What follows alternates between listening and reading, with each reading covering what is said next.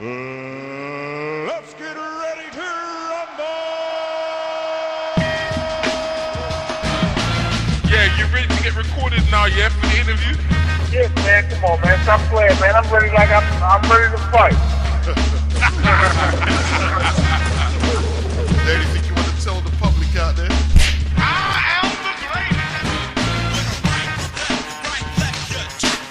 And then you say, God damn it. You got knocked the fuck out, man. Get knocked out, damn. Word is born, I'ma smoke 'em, yo, don't make no move. I treat it like boxing, stick and move, Left, right, left, right, left, left, right. And he was out for the night. You know we need that trademark bark before you depart from our company, man. You know what I mean? Can we get the barking? And we're gonna need that bark. You know what I mean? Oh, man, Jesus Christ, fellas. Dog is coming. I don't care if he knocked me down, I was ready to go with him. Whatever he wanted to do, I was going to match him. All the way, mate, all the way. Now you might start believing in the Dark Destroyer. shadow boxing when I hurt you on the radio. I just don't know. Boxing beats and rhymes, boxing beats and rhymes. I got knowledge, and motherfuckers lacking. I don't know if you want to answer. Possible Manny Pacquiao fight with Floyd Mayweather. How you feel about that one? Well, basically, I mean, it's a fight that still has a potential to happen. I'm Sonny Liston, I'm Jack Dempsey. There's no one like me. I'm from their claw. There's no one that can match me. Boxing beats and rhymes, boxing beats and rhymes, boxing beats and rhymes, boxing beats and rhymes. Barry McGuigan once said, any man 15 to 16 stone can punch.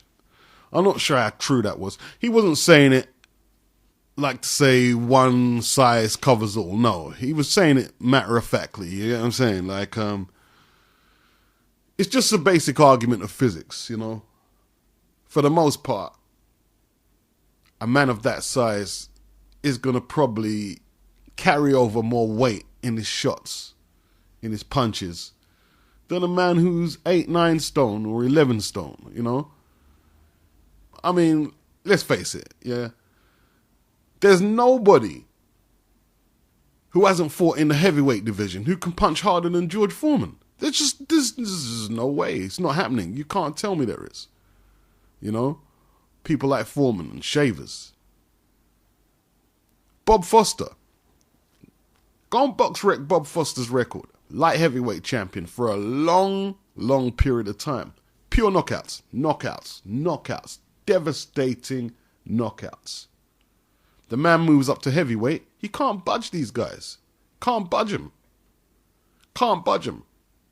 You know? One of the only guys who's moved up from light heavy cruiser to heavyweight and maintained his power for a prolonged period to the point that you can consider him a Hall of Famer is Evander Holyfield. Most people don't do it. Michael Moorer, he transferred his power over, but he didn't have the success rate that an Evander Holyfield had, you know? Basically, it's a puncher's division. I've been saying that terminology a lot in the recent video since I've said it. And the reason I've kept saying it is because, damn, that's what it is, yeah? It's a puncher's division. Dudes like Muhammad Ali are anomalies. The Jimmy Youngs, they're anomalies. That's not normal that a 16-stone man is as light on his toes as Willie Pep, Manny Pacquiao, or Floyd, or them guys. It's just not normal. Like, if you want, you can keep going down. The middleweights are not as quick on their feet as the flyweights. It's just physiology. It's just basic physiology, you know? It's a puncher's division. It's a puncher's division, yeah? And even Holyfield, you could visibly see he done all that conditioning, that training, to call them high-tech supplements. But there were certain fights where you could see, even though he's hitting very hard, don't get me wrong, them same punches was not dropping the heavyweights like they were dropping the cruiserweights. His first fight at heavyweight against Pinklon Thomas, Evander was just smashing Pinklon with lefts, rights, just bombarding him with shots. Couldn't drop him. Staggered him. He actually hit him more times than Tyson, because Tyson knocked out Pinklon Thomas too. Holyfield landed more shots, cleaner shots than Tyson did, but Tyson put him on the canvas. Just, whew, Like, one of the shots Tyson threw was so hard that it jerked his shoulder clean out. It dislocated his shoulder. The force of the punch hit him and it took his shoulder out. That's heavyweight power. That's heavyweight power. Guys like Michael Spinks. Michael Spinks at light heavyweight. See, a lot of you guys, you probably only know Michael Spinks. Oh, that's the guy who Tyson knocked out in 30 seconds. And that's what he's remembered for. But some of you might remember him for the guy who controversially outpointed Larry Holmes. But yo, that's not the story. That's not the story. His reputation was made at light heavyweight. His reputation was made at the Olympics, the 76 Olympics. Where was that held again? I can't remember. Probably Montreal. Same Olympics as Sugar Ray Leonard. Yeah? I think.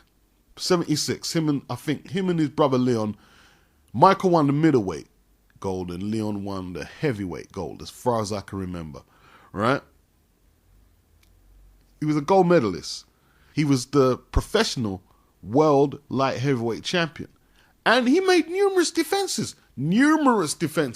And most times by not, Michael was putting somebody on the floor.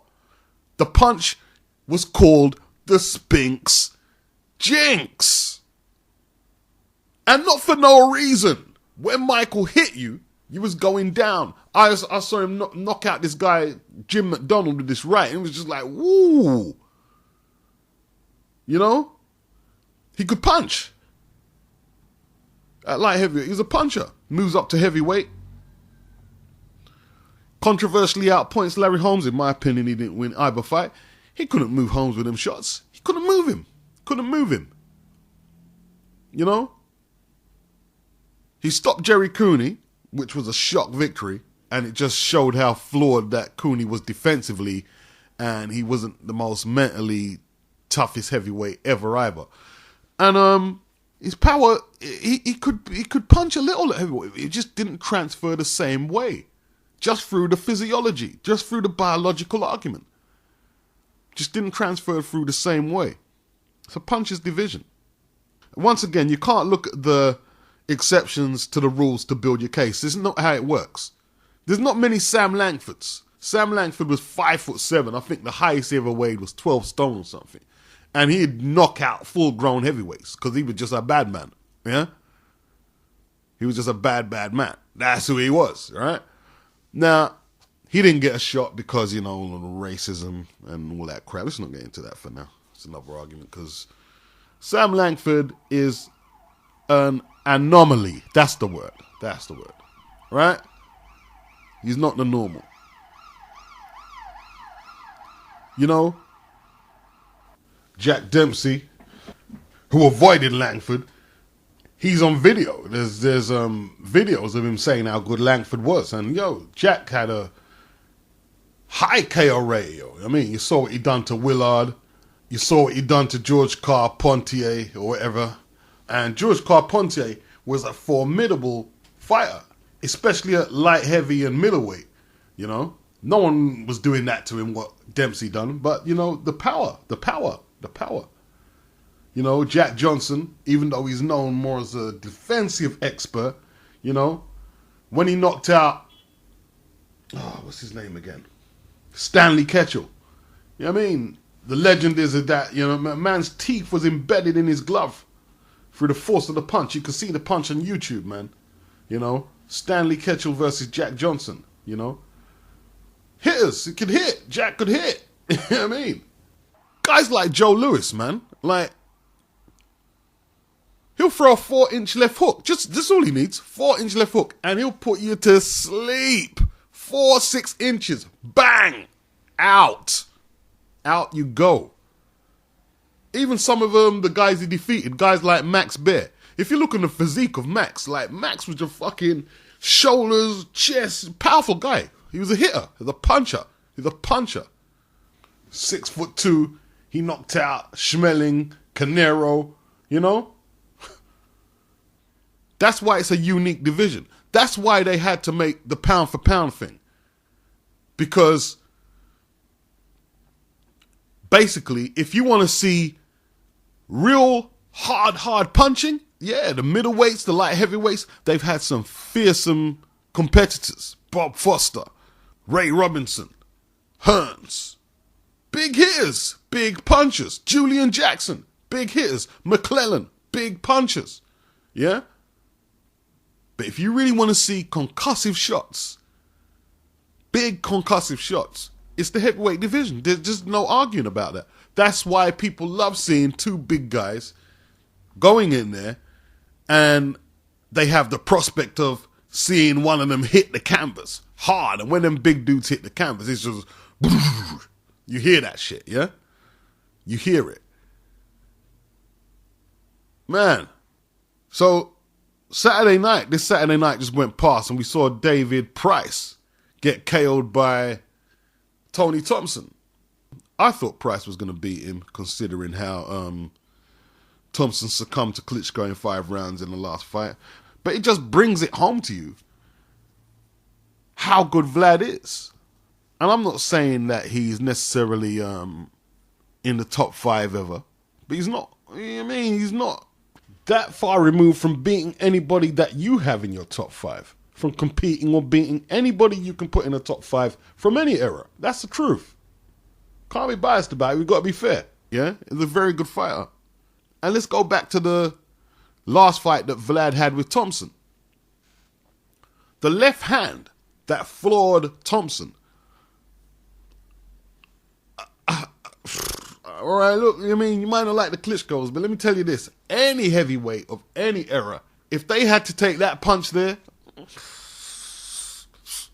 yeah, some of them could have took it, because some of them are just some rough-ass, big-ass, strong men. They would have held it. But yo, you don't want to take too many of them.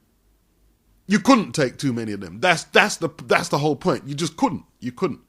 Here's my assessment of Vlad and that particular sequence of punches that he directed at Thompson to end the fight. The left hand is something he worked on in the gym.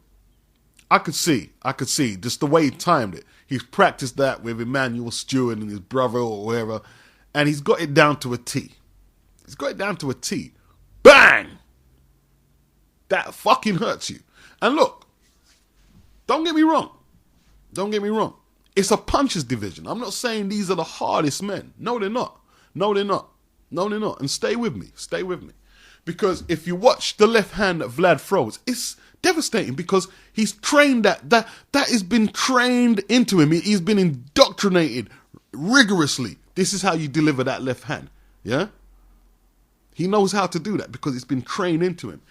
So yeah, he landed that left. He got his man in trouble. But finishing your man, that's more untrained skill. That's more emphasis on killer instincts and shit like that. And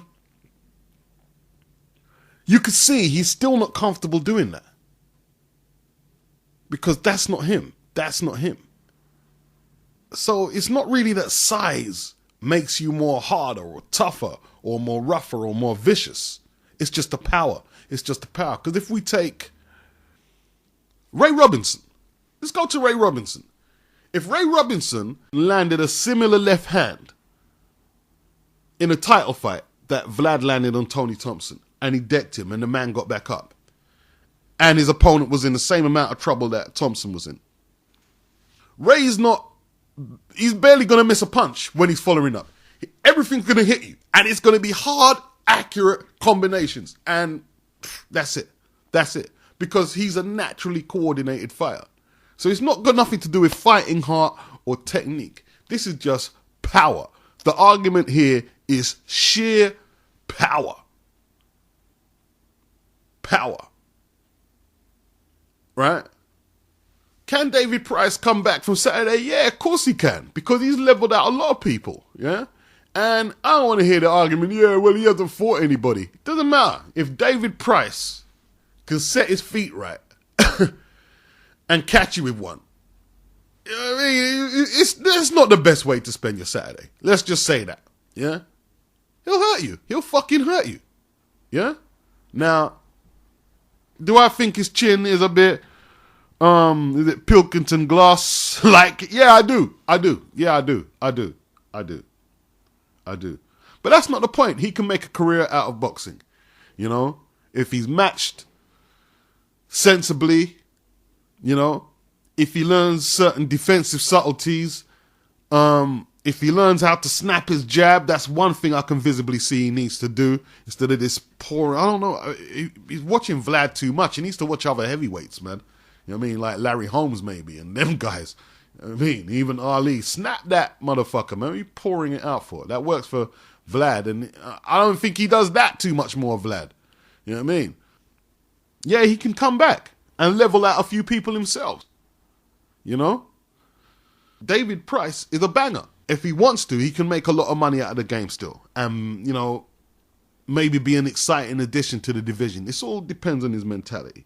There's a lot of big guys who are powerful, but they don't have the mental fortitude to carry out what they look capable of doing. And, you know, and I've repeated this line in a few videos before. It's the optical illusion, man. It's the optical illusion. Like, I remember when I was staying at my ex's house one night, and she didn't like sport, you know what I mean? So sometimes that's why I don't like staying at women's house, because sometimes I don't like sport, you know what I mean? I like my sport. I want no sport. So who was I watching? I was watching Jorge Gonzalez. I might have said this in another video, but I have to say it here to tie it into this video. And he was just coming up the rankings. Jorge Gonzalez, Cuban heavyweight, 2 times world championships. I don't know what he done in the Olympics, but he was the top heavyweight, the top amateur heavyweight. Cuban. Say no more. 6'6", 17 stone or whatever. Big dude. So, he's boxing this guy, an American heavyweight, an African-American heavyweight. And the guy's cagey. He's small. Small. I think he was about 14 stone. A really small heavyweight. And he managed to take Gonzalez the distance. And he did expose him. He didn't hurt him. He didn't hurt him. And if Gonzalez did catch him clean, I think he would have done damage. But the guy was just managing to, you know, take the sting off the punches, weave them, and just fucked him about. And he went the distance. Now, my girl came up into the bedroom, and she sat down with me and was watching it. And, you know, she doesn't know nothing about boxing. She doesn't know nothing about boxing, yeah? She hates sport. But she observed that, yo, the Cuban guy is massive. Massive. And his opponent is tiny. And she said, how comes that big guy is struggling with that small guy? She couldn't understand it. She couldn't understand it. Now, you and I, we love boxing. We understand defense can negate size, power, blah, blah, blah, blah, blah. All right? We know all that, right?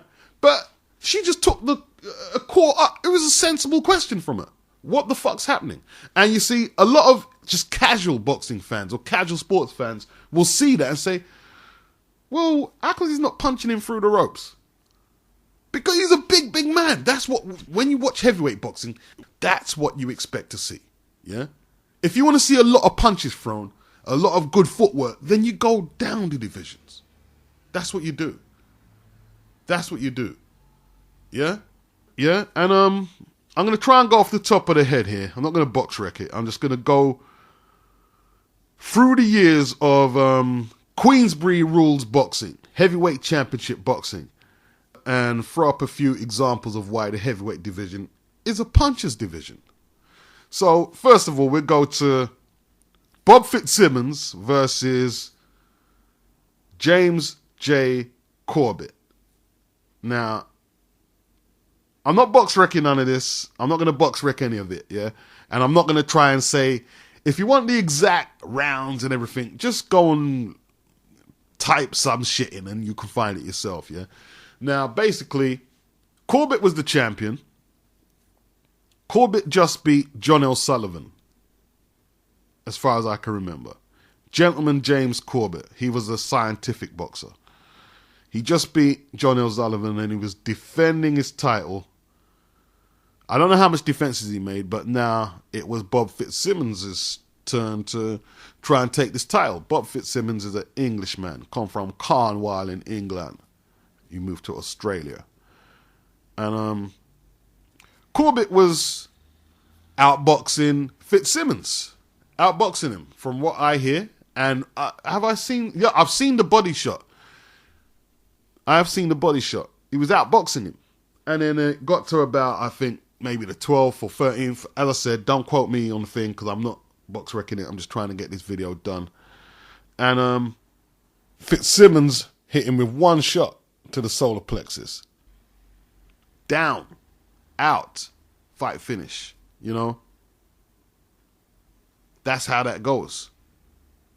That's how that goes. Heavyweight boxing. Then you have fights like Willard versus Johnson. Now, some people say the fight was faked, and some people say they got evidence, but regardless to what you want to say, it goes down as a win for Willard. And Johnson was ahead, but he was fighting a big man in the hot heat. Was it Nevada desert or somewhere? I can't remember where it was. Or was it in Cuba? It could have been in Cuba, actually. And he was well ahead. I think in them days they used to fight 20, 30, 50 rounds. And I think probably 20, it was about 25th round or something. It was some long fucking distance. And he landed one right and he knocked Johnson out, you know. Punches division. I mean, not a skilled heavyweight, but 6'4", 6'5", 16, 17 stone, whatever, you know. That's what it takes. Joe Louis versus Billy Conn. Billy Conn was a very good light heavyweight. And he put on a show. And he was peppering Joe. He was, with shots, combinations. And he made him look silly. 14th round, I think it was, or 15th, or whatever. All he had to do was stay on his toes and box his way out. But he got a bit brave. He got a bit confident because of his early success. And Lewis landed a couple of combinations and, you know, Conn felt the weight of him. He felt the weight of him. But that's all Joe Louis needed. Yeah. And the finishing punches, man, it's like he was trying to drill him through the canvas, man. You could see just the weight in the shots, man. Short punches, man. Short, powerful punches. Joe keeps his title in a rematch. Obviously, that beating took too much out of Conn. And the next time around, Lewis just wiped the floor of him, dispatched him a lot quicker with less problems. You know? Ezra Charles versus Jersey Joe Walcott. Walcott behind on points. Charles is looking good. All of a sudden, Walcott sees an opening, walks in, bang. An uppercut, I believe it was. Oldest ever heavyweight champion. I think he was about 37 or 38 at the time or something like that. You know? And then, stay with Jersey Joe Walcott. World champion. After he knocked out Charles. And I've bought the box rec in because, you know, I need it. So he's fighting Rocky Marciano, first defense. Once again, Walcott comes out, you know, big fucking heavyweight, you know what I mean? Like, Marciano's about 5'10", I think Walcott's about 6 foot, full of muscle, ripped, right? Great boxer, fast hands, good footwork, you know? A lot of the techniques you see today, Jersey Joe, as Blood Boxing pointed out, was using back then, okay? So, he's handing Rocky Marciano his ass. You know what I mean? He's beating him up. He floors him, he decks him, and it's a hard knockdown. One thing you need to know about Rocky, dude was fucking tough, right? No matter, don't listen to anyone saying, oh, Rocky wouldn't have beat this guy here. Yeah, you might be right, because when you look at Rocky fight, he doesn't look the most sophisticated. He's not the most polished heavyweight champion. No, dude is tough. Rocky was tough, right? And he got off the floor, and he was way behind on points. Walcott backs into the ropes, just has to go the distance. Rocky needs one opportunity. It was either a left or a right hook. Bang! Caught him clean. He went down. As he was going down, Rocky he dusted him off with another left just to make sure. And he was out for the night. New world champion, Rocky Marciano, you know? And like the old boxing writers, they would say that Rocky wouldn't wait to hit you with one clean shot. You know, what he would do, he would just punch you in your forearms. And what happens eventually is the blood vessels start breaking up. And, you know, your arms get tired, you know? You're fucked up. You know what I mean? And that's what he would do. You know? And they weren't no soft punches either. There weren't no soft punches. Rocky retired undefeated. And Floyd Patterson took up the slack. He became champion. And damn, I might be stuck on Floyd for a minute here. He fought guys like, okay, let's take the Ingemar Johansson fight, you know? Ingemar Johansson was a European fighter, European champion. And his punch was called Ingo's Bingo. Yeah, not the most imaginative nickname, I admit that. But Ingo could fucking punch. He could punch. You know, he knocked out fringe world-class contenders like Eddie Machin and shit like. He could punch. Yeah? So Floyd is defending against Ingo. And both men come out. All of a sudden, Ingo throws a right. Bang! Catches Floyd on the chin. Down he goes. And Ingemar was a massive underdog, as far as I can remember. Or what I've read.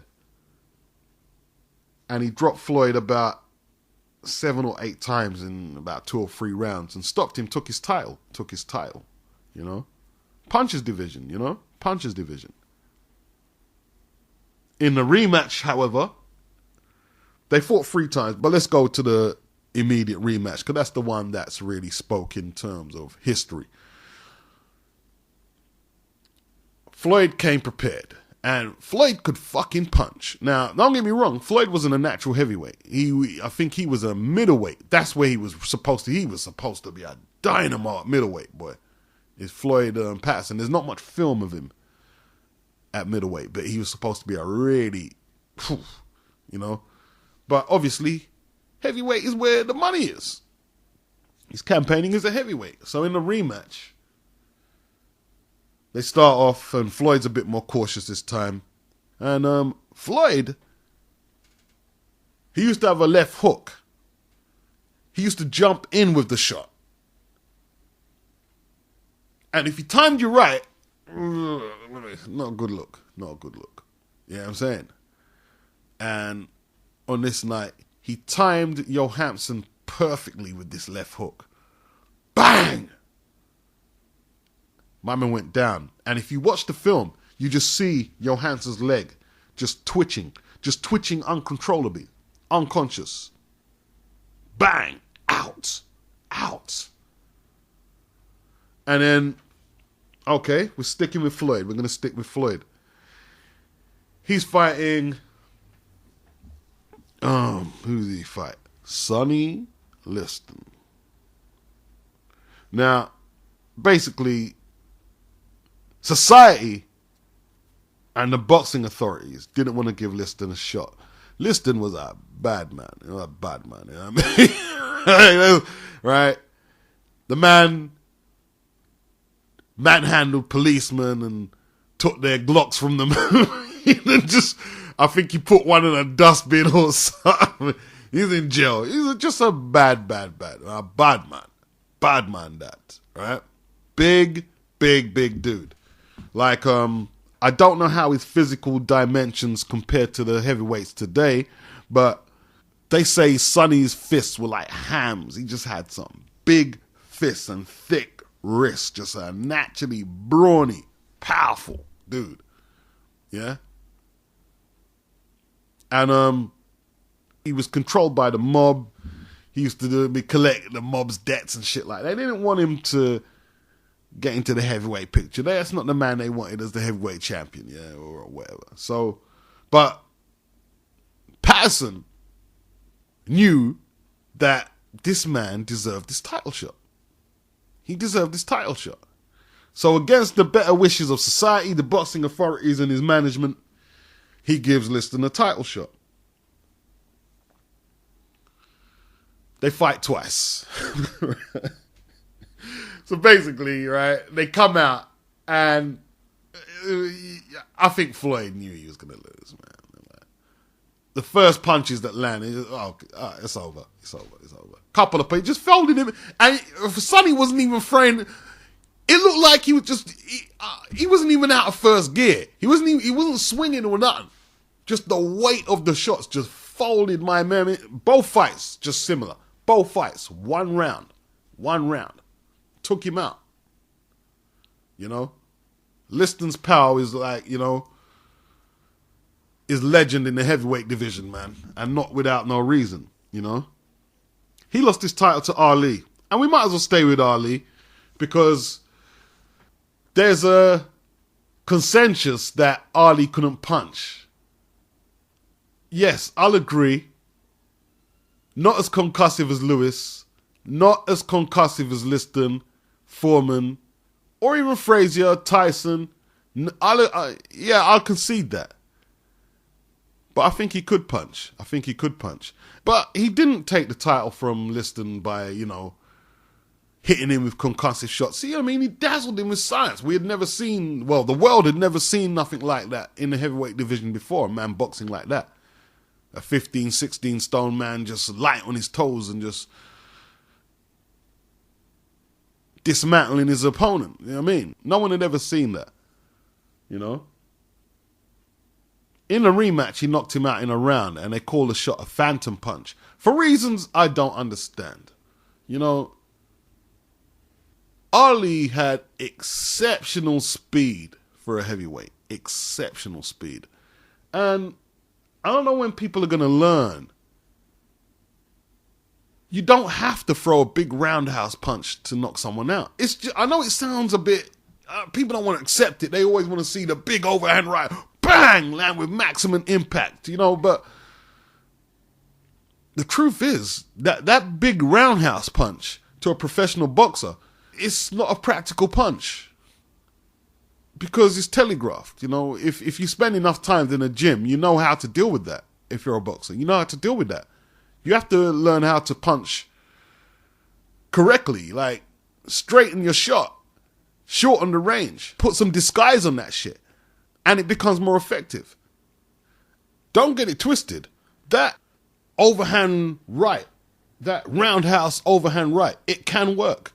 Tim Witherspoon used it because sometimes it can work because what a lot of trainers say is that looping punch, it can come out of the peripheral vision of the opponent's sight and then bang, just, you know, because it's looping in the air, you know what I'm saying? It can work.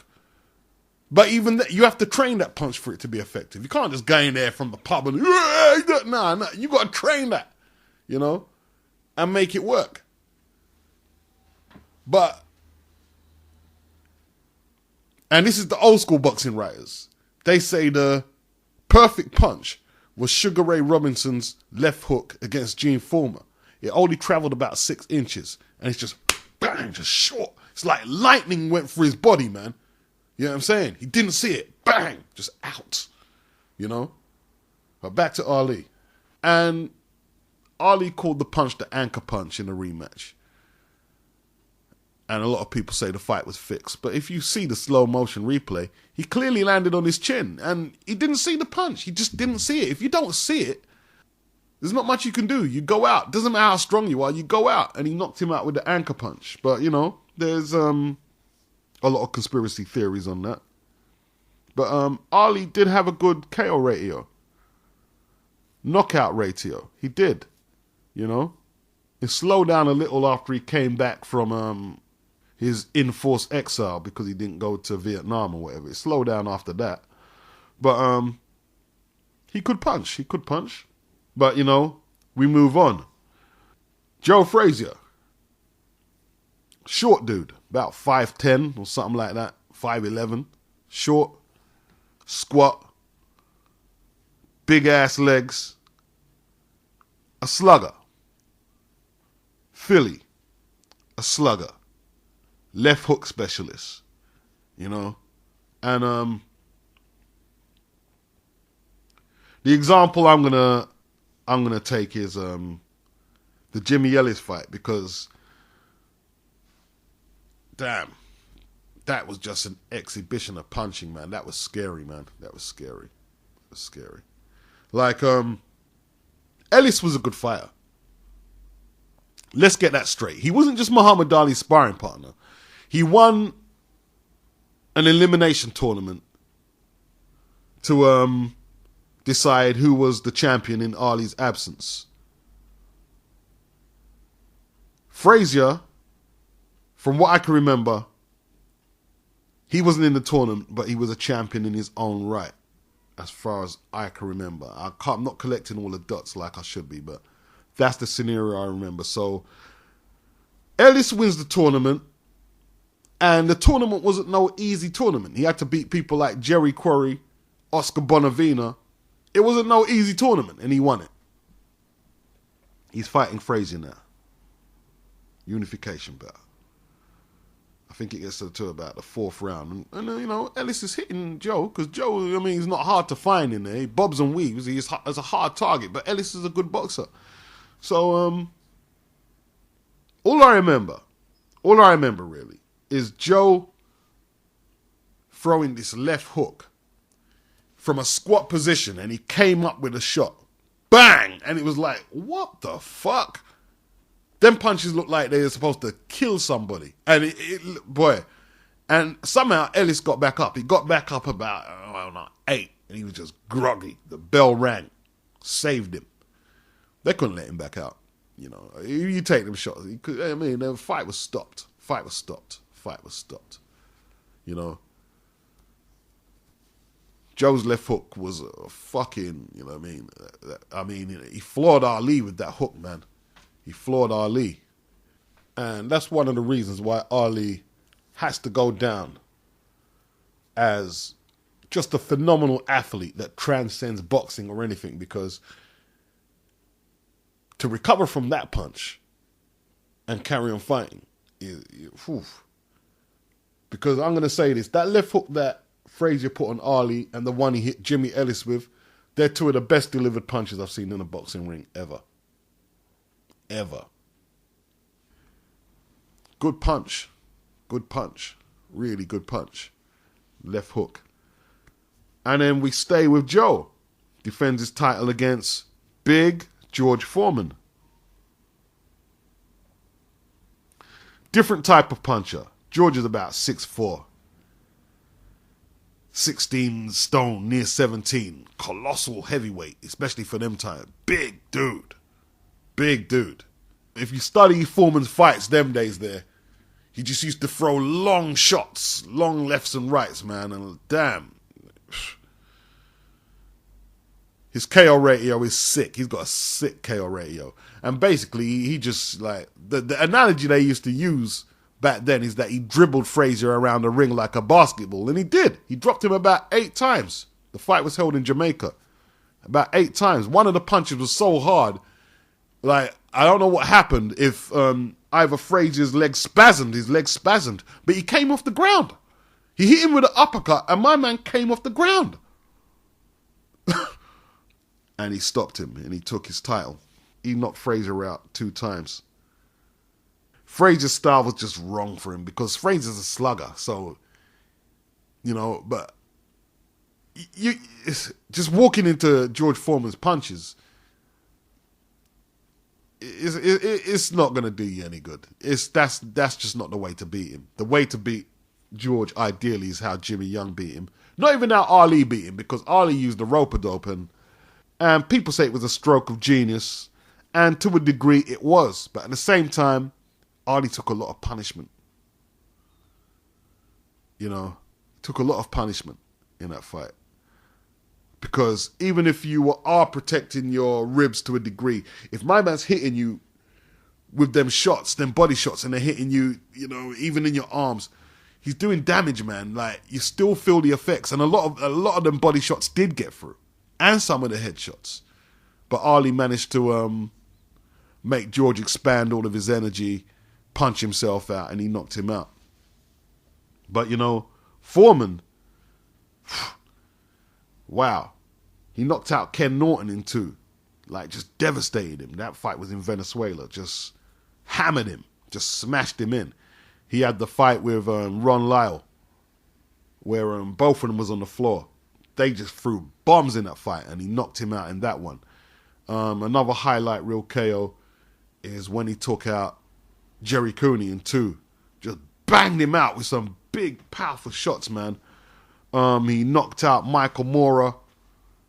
Once again, the punchers division. You know, he became the oldest man. I think he was 45 years of age, the oldest man to win the heavyweight title.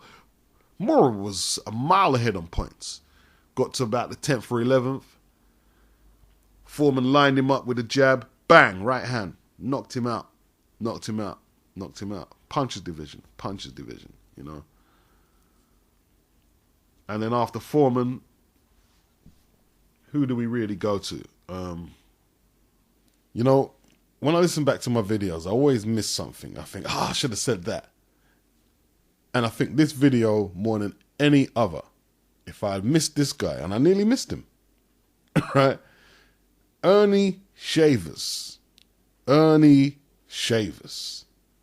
How the fuck was I going to make this video without Ernie Shavers? Shavers wasn't a champion, but basically, the man has got 68 KOs or stoppages out of 74 wins. Right? Now, Shavers didn't make it to becoming a champion. He didn't quite get there. Because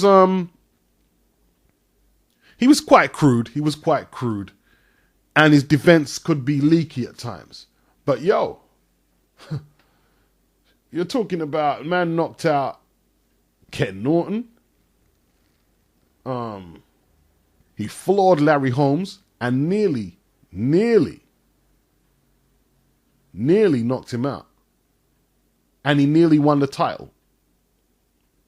I mean, Holmes was hurt with a capital H, hurt.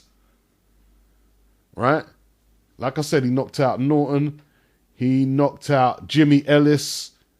He hurt Ali really badly as well.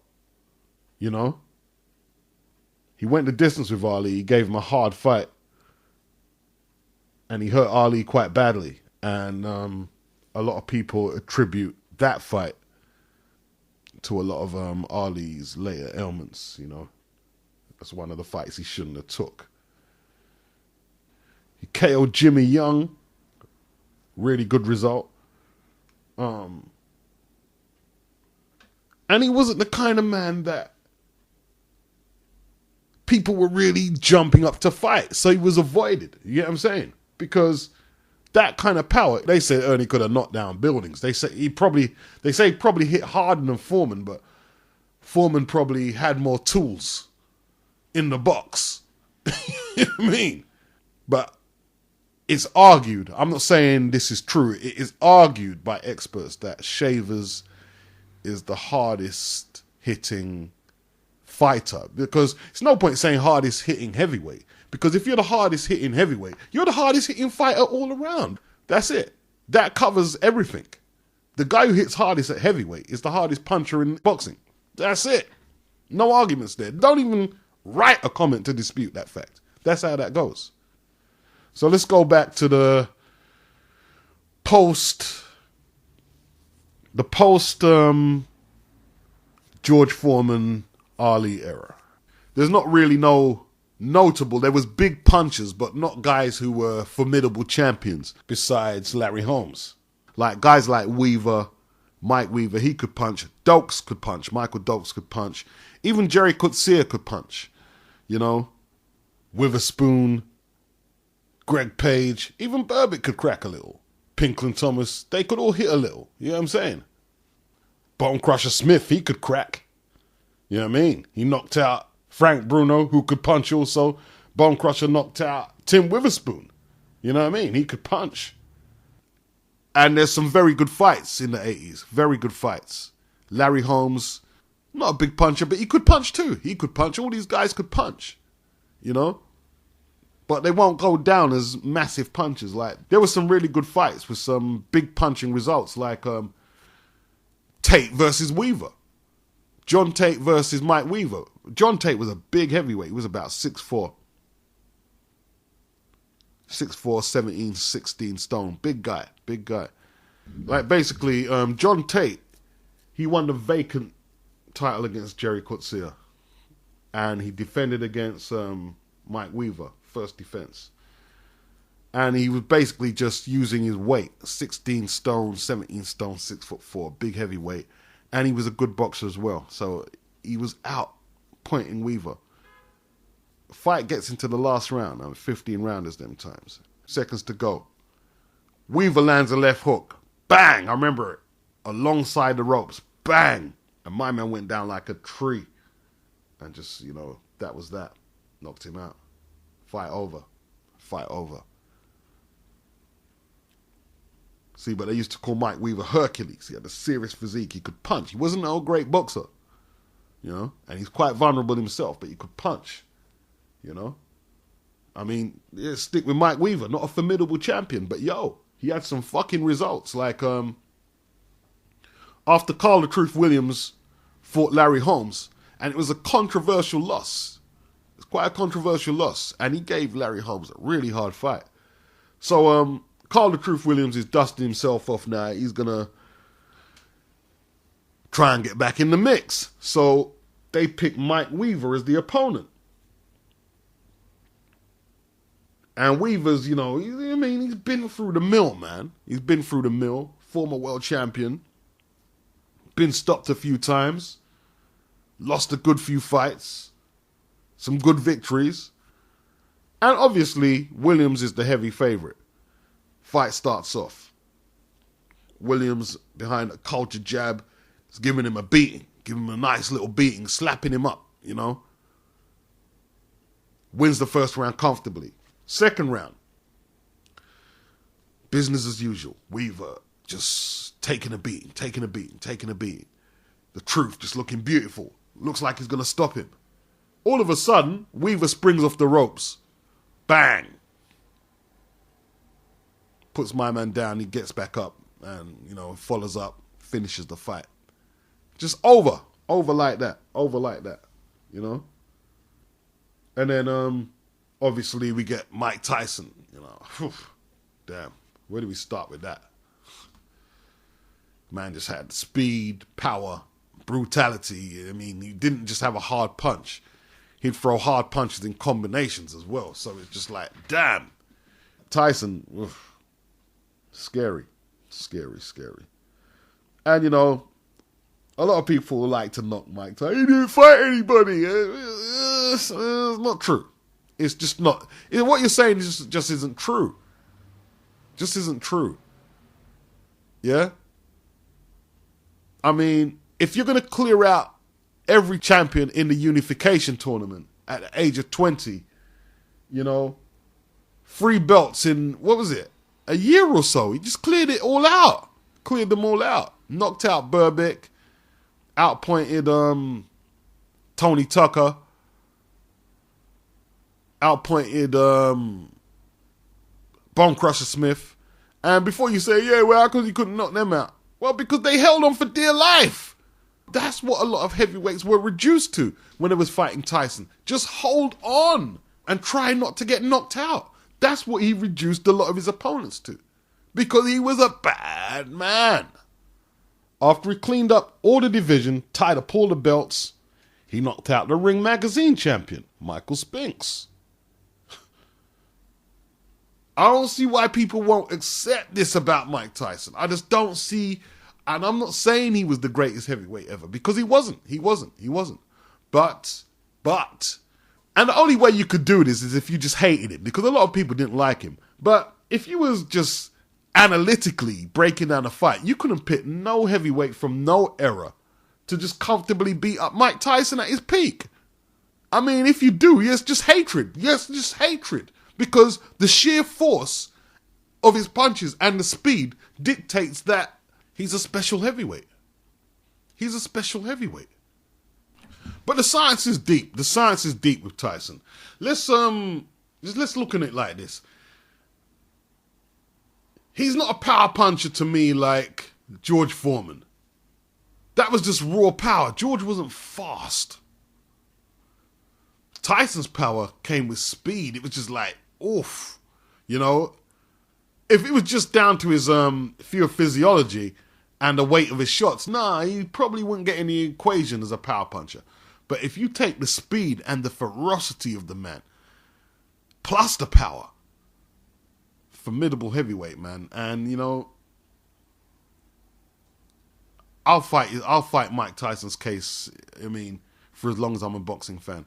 You know, I don't like the way people sort of like just besmirch what he done in the ring. Like, he didn't do anything. He didn't fight anyone, man. He's the only person to knock out Larry Holmes. And don't say Larry Holmes was past it, because Larry Holmes went on to give Evander Holyfield a really tough 12-round title defense. He went on to outpoint Ray Mercer, undefeated Ray Mercer. So don't give me that shit there.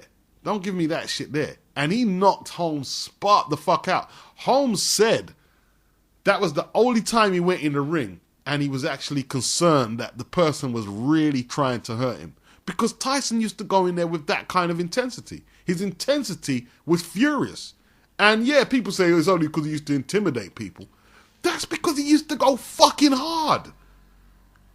That kind of killer instinct, you can't pay for that. And you can't just ingrain that in yourself. You either got that or you haven't. You know? Lennox Lewis and Riddick Bowe. They were the 90s flavour.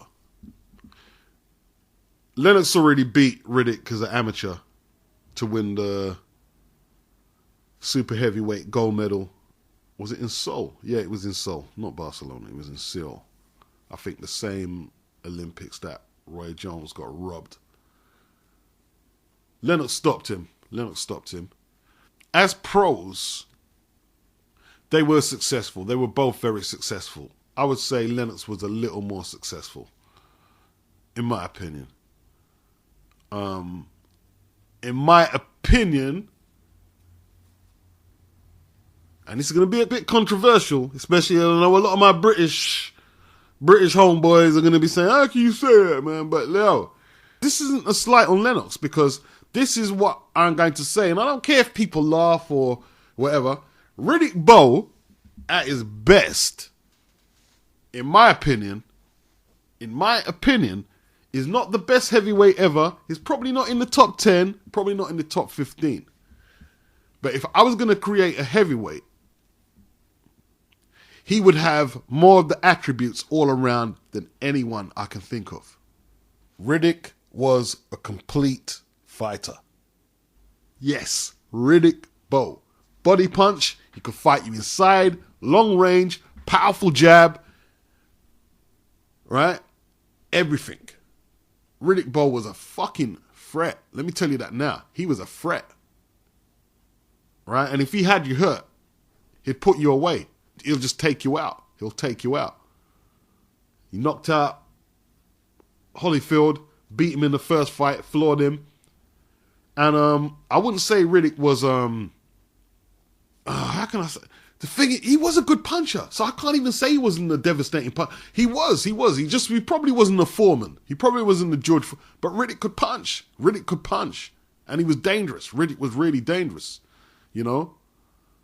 He knocked out that Jorge Gonzalez, who I was talking about earlier, the amateur champion, the great Cuban amateur champion. He knocked him out in 6 rounds. He knocked him out.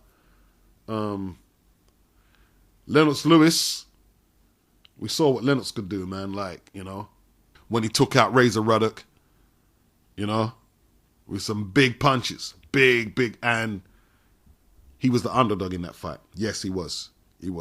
Everybody was thinking that Ruddock was just gonna arms him up and fuck him up, but no, he knocked him out. He got knocked out twice, Lewis did, you know, by McCall and Ruttman. He did avenge both losses. you know? Like, Ruckman took him out, and he took Ruckman out. He was the first man to knock out Michael Grant. The KO versus Galata. Just a lot of moments. And Lennox could punch. Errol Jarrett makes the observation that he was more exciting before Emmanuel Stewart got hold of him. He'd take more chances. And Errol's probably right. I remember Lewis in the early stages of his career. And he used to throw a lot of like wild overhand rights trying to get rid of his man. Like, believe it or not, he wasn't always a polished boxer. Yeah? Like when he was at domestic and European level, even when he won the world title, before he got Manny Stewart in the mix, he was more raw. Probably a little more exciting to watch, as Errol Jarrett observed. When Manny Stewart got hold of him, Manny made him into a more efficient fighting machine, like barely made any mistakes. You know? His jam was just like ramrod. It was like straight like an arrow. Just bang, you couldn't get past it. Sometimes you'd watch Lennox fight and his opponent would just be out the fight for ages. And you're thinking, what the fuck? You know what I mean? Just out the fight for ages. Couldn't get past the jab. But he could bang. Lennox could bang. He could bang. All you got to do is check his KO ratio, man. He could bang. You got guys like Michael Moorer. He could punch. I mean, he had some great wars with dudes like Smoking Burt Cooper. Now, boy, whew. Where do I go with this? You know what I mean? Like, Moorer used to be the WBO light heavyweight champion. And as far as I can remember without box reckoning, he won all his fights by KO, man. Everything was just by KO. And obviously he was lured by the big money at heavyweight. And yeah, he could punch. Even at heavyweight, he could punch, man. You know what I mean? Like he had the war against Cooper. They both decked it. That was just a toxic mix. They put two heavy punches in that. Whew, that's a serious fight, man. Moorer versus Burt Cooper. And Moorer won the fight eventually by stoppage, you know. And Burt Cooper, I mean, a gatekeeper. I mean, that's what he was, a gatekeeper, basically. That's what he became. But a world-class gatekeeper in saying that, you know. But he could fight and he could punch. Small heavyweight, but he could punch. Ask Evander Holyfield. He nearly took Holyfield's crown. He hit him with a straight right, man. And Holyfield, like, it was ruled a knockdown because only the ropes held him up. He survived it. Somehow he survived it. And you got to give Holyfield credit for surviving a punch like that. It was a really good punch. And Cooper wrecked a few unbeaten prospects' records by KO. You know? Punches division. You got the David Tuas, you know, like Tua knocked out John Ruiz in 16 seconds. He knocked out Michael Moorer in 30 seconds. He fucked up the Russian guy, Muskayev, Hasim Rahman. All these guys are world champions. These guys are world champions at some stage, you know. And David was a really hard puncher. You know. He was short, and sometimes his volume let him down, and his lack of guile sometimes, you know, when he came up against, you know, really technical boxers like Lennox Lewis and stuff like that, and Chris Bird and them guys. But he could punch. He could really punch. And he had the fight with Ike Ibeabushi, who, for want of a better word, had just had a lot of mental problems. But who knows how good Ike could have been. Ike could punch, man. His fight with Tua is a classic fight, actually. It's a classic fight, you know. And Ike knocked out the likes of Chris Bird. He was the first man to stop Chris Bird. If you watch the left hook sort of uppercut that he lands on Chris Bird, devastating punch, man. Like, knocks spittle out of his mouth, man. You know what I mean? You just see spit coming out of my man. He didn't know where the fuck he was, man. You know? But again, you got to give Chris Bird credit, because somehow he got up for that punch and took it, and he finished the fight on his feet. The referee had to stop the fight, but you know what I mean? He was on his feet. But damn, like, Ibeabushi, whew, Powerful man, big powerful man. And he had a powerful jab. Ike had a powerful jab. His jab was compared to Liston's. People used to compare his jab to Liston's. And he could hit as well. But we didn't see the finished article with Ike because he had a lot of mental troubles. There's other guys, but, you know, we've mentioned most of them. Like me, even Tommy Morrison. You know, can't forget Tommy back in the days. Tommy could bang, but, you know, he didn't really, and I'm still going to challenge anyone to the argument, he didn't bang over elite competition. But he did manage to knock out the likes of Carl Truth Williams and Razor Ruddock, but they were past their best by the time he got to them. But, you know, I mean, Tommy could bang with the left hook, man. He could bang with the left hook, and he was a very exciting fighter, you know. No doubt about that. And the Klitschko's really, you know what I mean? Like, because people can say, oh, they've had weak competition. Doesn't matter, man. You know what I mean? They're the challengers, and all you can do is get rid of them. And that's what they did. That's the only argument. They've beat who has been put in front of them. Can't say no more than that. 6'7", 6'8", dominant heavyweight champions, you know? 17 stone, whatever. Guys can hit. And they've left a trail of contenders behind in their wake to validate that, you know? So now we're just waiting to see dudes like Deontay Wilder can transfer his power when he moves up a notch in terms of competition. Because he's had 27 fights, 27 KOs, and, you know, say what you want. If he has fought 27 bums, he's knocked all of them out. They haven't stayed and went the distance with him or whatever. You know, he's knocked them out. You know? We'll wait to see if David Price can come back and put his big punch into practice in terms of being a contender or a champion again. You know? Punchers division, you see, they slept on. We slept on. I slept on. You slept on. Only a few people picked Tony Thompson to win. And, you know, looking at Tony Thompson, he hasn't got a body beautiful, doesn't look like a fearsome man. A technical fighter to a degree. But we are talking 25 KOs out of 37 wins. You know? 6'5". Big dude. Big dude. It's not a small heavyweight. That's a big heavyweight. You know? And a lot of people have said, and, you know, even I've said it, yeah, it wasn't a devastating punch. 6'5", 17 stone plus odd, man. And he delivered the punch correctly. That's all you need to do. Doesn't need to be some barroom brawler swinging at you. It just needs to be a professional heavyweight who knows where to hit you and when to throw the punch. And that's enough. You know? And he upset the odds. He upset the odds, man. Like, the Liverpool contingency was silent. There's nothing they could say.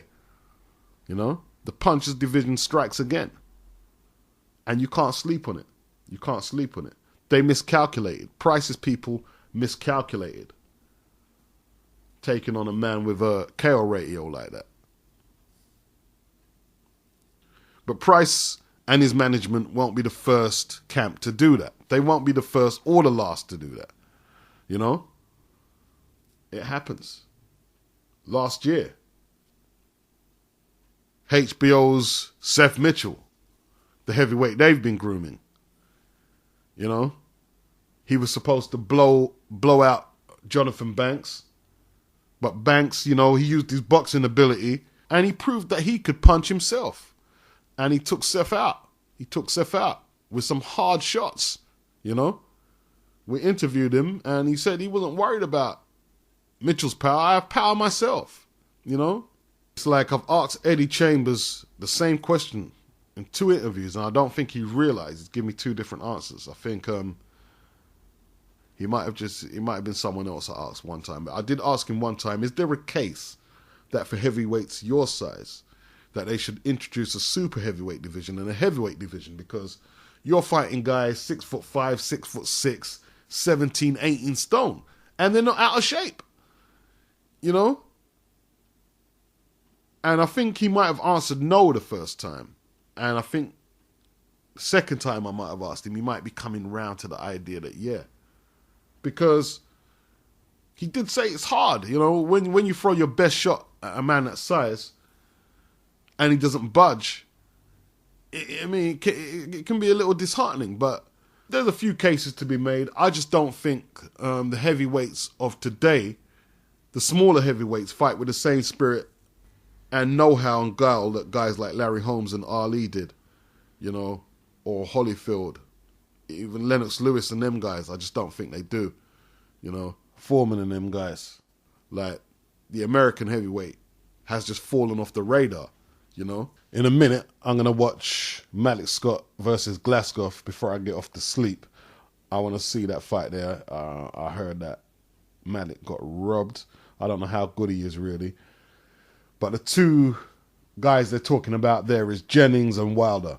And all I can say, I'm not going to get into an argument of who's fought the harder competition out of the two, because basically none of them are breaking atoms, you know.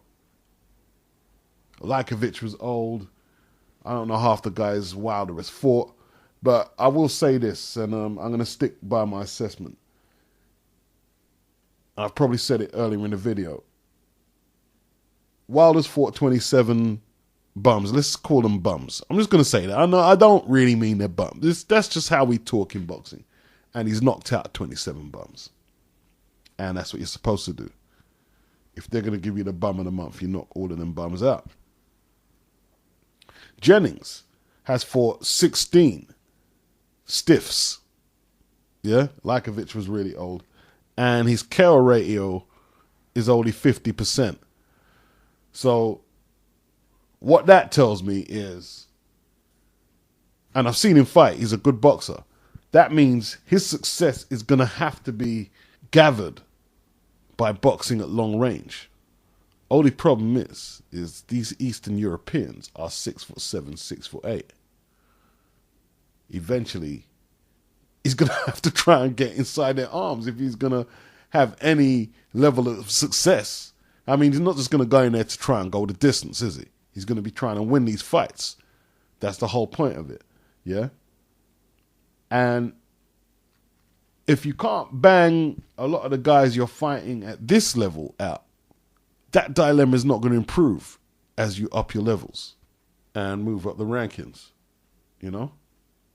Over here, I suppose David Haye, you know, is the biggest punching British heavyweight. He's a small heavyweight, but he can punch. He can punch. Tyson Fury is not a big banger. He's a good boxer. He's not a big banger. And they're matching him smartly, like with guys who can test him over the rounds, but they're not concussive punchers. They don't have big KO ratios.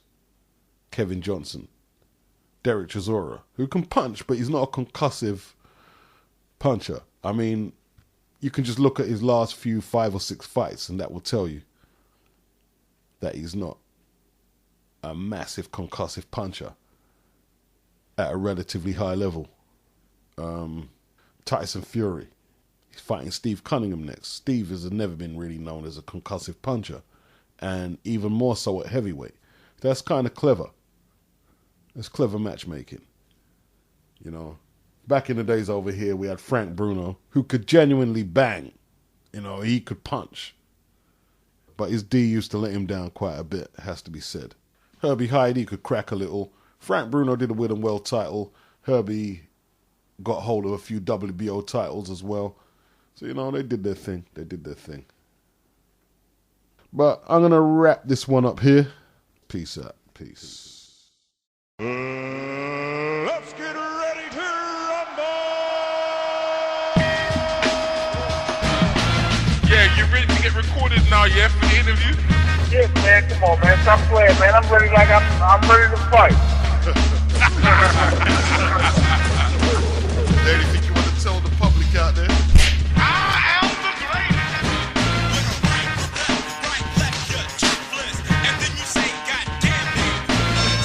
You got knocked the fuck out, man. Get knocked out. Damn. Word is born, I'ma smoke 'em. You don't make no move. Treat it like boxing. Stick and move. Stick and move. Left, right,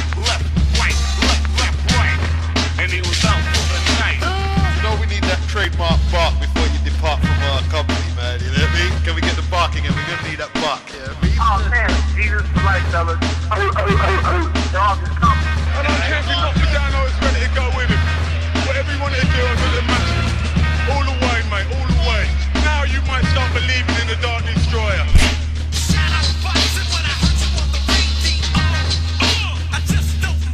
Boxing beats and rhymes, boxing beats and rhymes.